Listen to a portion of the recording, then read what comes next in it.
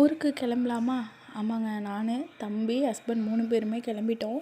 எதுக்கு அப்படின்னா, சத்விக் அவங்களுக்கு வந்து மொட்டை அடிக்க போகிறோம். ஏன்னா அவங்களுக்கு வந்து இதோட 3 வருஷம் ஆயிடுச்சு. ஃபஸ்ட்டு வருஷம் வந்து மொட்டை அடிக்கலான்னு தான் பார்த்தோம். ஆனால் அப்போ வந்துட்டு பார்த்திங்கன்னா, ஹஸ்பண்டோட அவங்க பாட்டி வந்து தவறிட்டாங்க. அதனால் அப்போ அடிக்க முடியாது இல்லையா? அதனால் அப்போ அடிக்கல.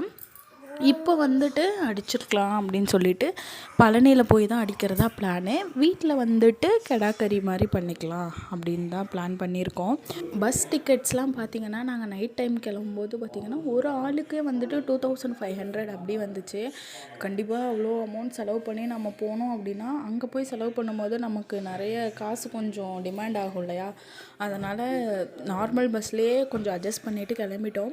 நைட்டு ஃபுல்லாக செம்ம ரஷ்ஷாக இருந்தது. தம்பி எப்படிடா கூட்டிகிட்டு போய் வீட்டு சேர்த்துவோம் அப்படின்னு கொஞ்சம் கஷ்டமாக தான் இருந்தது.